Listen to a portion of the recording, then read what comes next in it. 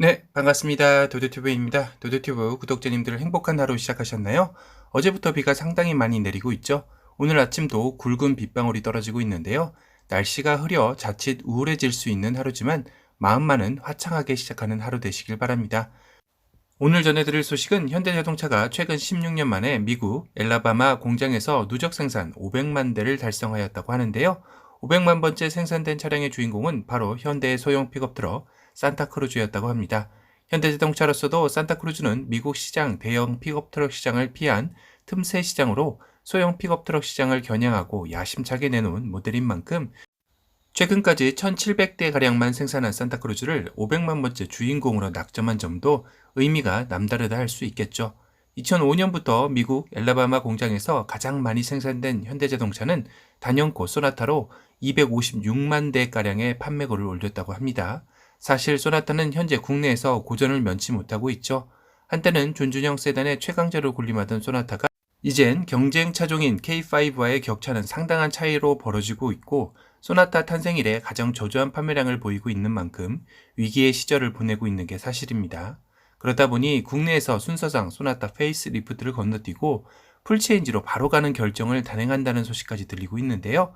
한간에는 소나타 단종설까지 나오고 있으며 아니면 풀체인지까지 당분간 단산을 하고 그 자리를 아이오닉 6가 대체한다는 소문까지 나돌고 있습니다. 소나타 풀체인지의 예정 시점이 2023년으로 잡혀 있기에 그 공백을 채울 차량이 같은 생산 라인인 아이오닉 6가 아닐까라고 추측되는 것 같은데요. 미국 내에서도 현대차 중 압도적인 판매량으로 1위를 차지했던 모델로서 안타까운 소식이기도 합니다. 여하튼 산타크루즈는 500만 번째 생산 차량의 스포트라이트를 받으며 모터쇼 형태로 공개하고 차량, 퍼레이드 등의 축하 행사가 있었다고 하는데요. 사실 산타크루즈는 북미에서 가장 볼륨 모델인 투싼을 기반으로 만들어진 만큼 외모 역시 투싼과 형제차라고 해도 될 만큼 닮아 있죠. 미국 현지인들에게 어필이 성공한 SUV와 그를 베이스로 한 픽업 트럭이라는 투트랙 전략을 쓰게 된 것인데요. 미국의 대형 픽업 트럭 시장의 존재감은 너무나도 큰 산과 같은 존재입니다.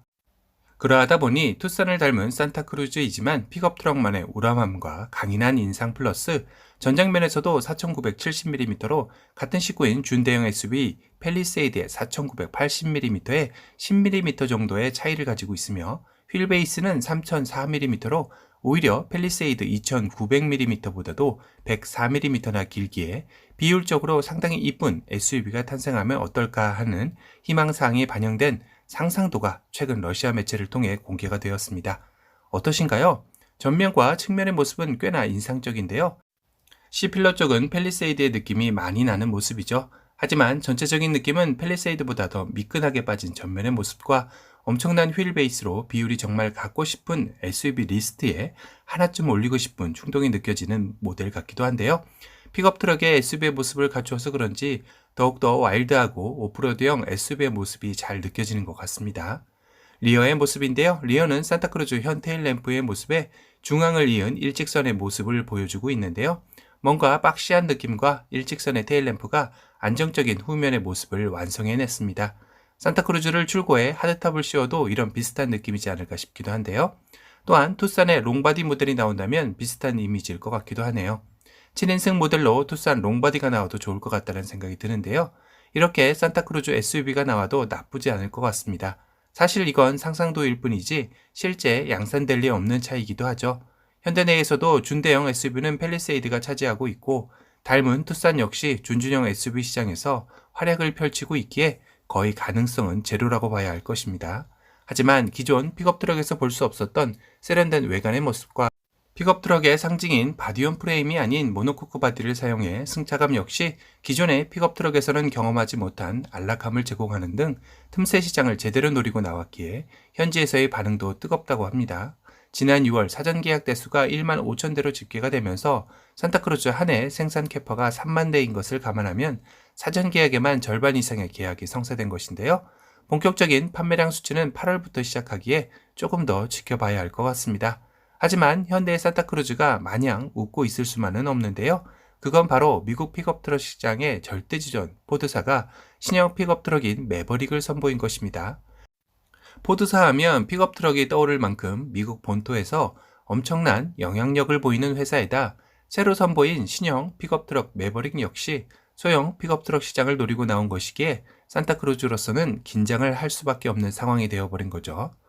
포드의 매버릭 역시 바디온 프레임 바디가 아닌 모노코크 바디를 가지고 나왔기에 산타크루즈와 항상 비교 대상이 되는 건 어쩔 수 없을 것 같은데요. 외관에서는 매버릭은 기존 포드사의 픽업 트럭의 전통적인 모습인 직선의 라인과 각지고 박시한 헤드램프의 모습으로 중무장하고 나왔기에 전통 픽업 트럭의 매버릭이냐 세련된 픽업 트럭의 모습을 가진 산타크루즈냐의 대결로 압축이 된 것입니다. 외장은 취향이니 둘째치고 가성비적인 측면에서도 매버릭의 위협이 상당한데요.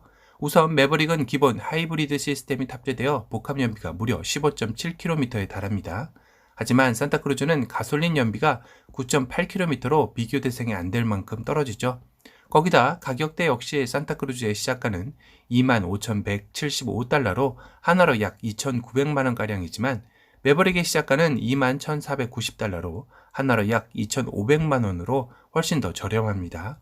가성비적인 측면에서는 매버릭의 압승인데요. 바로 이런 점들이 반영되어서일까요? 포드의 매버릭이 최근 10만 대 예약을 달성했다는 소식이 전해졌습니다. 산타크루즈의 1만 5천 대 예약이 초래하게 느껴지기도 하는데요. 포드사 역시 이제까지 풀사이즈 픽업 F 시리즈로 사랑받아왔던 만큼 이번 소형 픽업 트럭인 매버릭이 과연 미국 시장에서 어떤 반응을 보일지 걱정 반 기대 반을 하였을 텐데요. 이번 10만 대 예약 수치를 보고 나름 성공적인 데뷔 무대라고 자평하고 있다고 하네요. 매버릭을 선보인 지 2달여 만의 수치라 더욱더 의미 있는 달성이 아닌가 싶기도 한데요. 포드는 역시 포드라는 생각이 듭니다. 현대의 산타크루즈는 미국 내 출시되자마자 엄청난 벽을 마주한 느낌일 것 같은데요. 소형 픽업 트럭 시장에서 여러 가지 해법을 찾기 위해 노력해야 하는 시간이 너무나도 빨리 다가온 것 같습니다. 혹시 그 해법으로 국내 도입도 들어가면 좋겠네요. 오늘은 산타크루즈가 선보이고 최근 소식들을 종합해서 전달해 드렸습니다. 오늘 영상이 도움이 되셨다면 도도튜브 구독 알람 설정 부탁드리고요. 또 다른 신차 소식으로 찾아뵙겠습니다. 지금까지 도도튜브였습니다. 감사합니다.